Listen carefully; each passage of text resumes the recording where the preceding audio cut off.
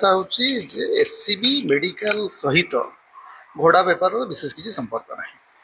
ରାଦର ସବୁଠୁ ଦୁର୍ଭାଗ୍ୟର କଥା ହେଉଛି ଯେ 13 ଜଣ ଲୋକ ଜିଅନ୍ତା ଜଳି ଯାଇଥିବା ଗୋଟେ ହସ୍ପିଟାଲ ସେଥିରେ କେହି ଉତ୍ତରଦାୟିତ୍ୱ ନ ନେବା ସେଇଟା ହେଉଛି ସବୁଠୁ ଦୁର୍ଭାଗ୍ୟର କଥା।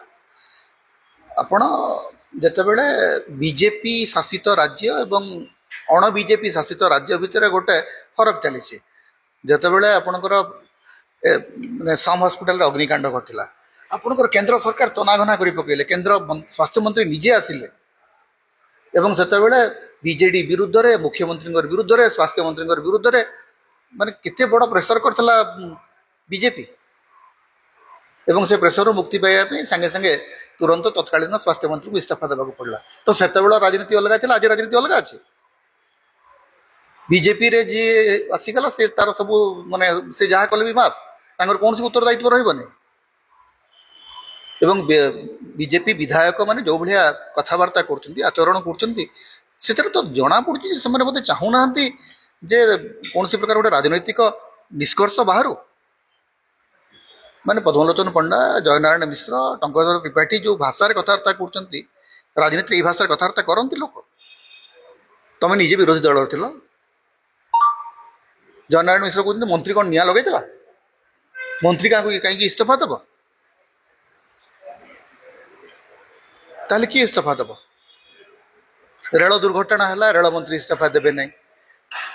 ମାନେ ଧରନ୍ତୁ ବିଭିନ୍ନ ଜାଗାରେ ସନ୍ତ୍ରାସବାଦୀ ଆକ୍ରମଣ ହେଲା, ଗୃହମନ୍ତ୍ରୀ ଇସ୍ତଫା ଦେବେ ନାହିଁ। ତାହେଲେ ବିଜେପି ଶାସନରେ ରହିବ କ'ଣ ପାଇଁ? କେବଳ ମାନେ ଆମେ ଯାହା ଚାହିଁବୁ ତାହା କରିବୁ। ରାଜନୀତିରେ ନୈତିକତା ରହିବ ନାହିଁ, ରାଜନୀତିରେ ଉତ୍ତରଦାୟିତ୍ୱ ରହିବ ନାହିଁ। ମାନେ ଆମର ମନ ଇଚ୍ଛା ଆମେ ଶାସନ ଚଲେଇବୁ। ତାହେଲେ ମନ ଇଚ୍ଛା ଯଦି ଶାସନ ଚଲେଇବେ ତାହେଲେ ଲୋକ ଯାହା କରୁଛନ୍ତି ସେଇଆ କରିବେ। ବର୍ତ୍ତମାନ ଲୋକ ରାସ୍ତାରେ ମନ୍ତ୍ରୀ ଗଲାବେଳେ ଚିତ୍କାର କରିବେ, ପୁରୀରେ ଯେମିତି ଚିତ୍କାର କଲେ। ସମୟ ଆସିଲାଣି ବର୍ତ୍ତମାନ ସେ କଥା ହବ। ମନ୍ତ୍ରୀମାନେ ଯେଉଁଠି ରାସ୍ତାରେ ଗଲେ, ଏବଂ ଆପଣ ଭାବନ୍ତୁ କି ପ୍ରକାର ସମ୍ବେଦନହୀନତା ଅଛି ଆଜିର ସ୍ୱାସ୍ଥ୍ୟମନ୍ତ୍ରୀଙ୍କର। ଏସ୍ସିବିରେ ନିଆଁ ଲାଗିଛି, ଲୋକ ପୋଡ଼ିକିରି ମରୁଛନ୍ତି। ସ୍ୱାସ୍ଥ୍ୟମନ୍ତ୍ରୀ କ'ଣ କରୁଛନ୍ତି? ବିଧାନସଭା ଭିତରେ ବିଧାୟକମାନଙ୍କୁ ଦୌଡ଼ଉଛନ୍ତି, ଘୋଷାଡ଼ୁଛନ୍ତି, କହୁଛନ୍ତି ତାକୁ ଧର ଧର ଧର, ସେ ପଇସା ନେଇକରି ପଳେଇଛି, ଆମକୁ ଭୋଟ ଦଉନି। ଦେଖିଛନ୍ତି? ଶ୍ରୀମନ୍ଦିରର ଗଣତି ମହତି ପାଇଁ କାଲିଠୁ ନିର୍ଦ୍ଦେଶ ହେଇଥିଲା, କାଲିଠୁ କାଳେ ଗଣତି ମହତି ହେଇଥାନ୍ତା, କୁଆଡ଼େ ଗଲା ସେ ଗଣତି? ଆଜ୍ଞା, ମୁଁ ଯେତିକି ଇତିହାସ ପଢ଼ିଛି, ଯେବେ ବି ଗଣତି ମଣତି ହେଇଛି ସପ୍ତାହେ ଭିତରେ ସରିଛି। ଇଏ କି ପ୍ରକାର ଗଣତି ମଣତି ହେଉଛି ଯେ ଏତେ ଦିନ ଲାଗିବ, ମୁଁ ଆଜ୍ଞା ବୁଝିପାରୁନି। ମନ୍ତ୍ରୀ ପୃଥ୍ୱୀରାଜ ହରିଚନ୍ଦନ ସିଏ ଆକ୍ଚୁଆଲି ଗଣତି ମଣତି କରୁଛନ୍ତି ନା କୋଉ କଥାଟା ଏପର୍ଯ୍ୟନ୍ତ ସେ ସଠିକ୍ ଭାବରେ କଲେଣି? ରଥଯାତ୍ରା ପରିଚାଳନା ତ ଦେଖିଲୁ ଇତିହାସରେ, କେବେ କୋଉଠି ରଥଯାତ୍ରା ବେଳେ ଲୋକ ମରୁଥିଲେ? ଆମେ ବିଜେପି ସରକାର ଆସିଲା ପରେ ଦେଖିଲୁ ଯେ ଲୋକ ଦଳାଚକଟାରେ ମଲେ ରଥଯାତ୍ରା ସମୟରେ। କାଲି କିନ୍ତୁ ଏଇ ଗଣତି ମହତିକୁ ନେଇକି ଜାତୀୟ ଗଣମାଧ୍ୟମକୁ ନେଇକି ସମସ୍ତେ ଅନେଇକି ବସିଥିଲେ, ପ୍ରତ୍ୟେକ ଲୋକ ମଧ୍ୟ ଅନେଇଥିଲେ ଯେ ଗଣତି ହେଇଯିବ, ଆଜି ଗୋଟେ ତାଲିକା ବାହାରିବ।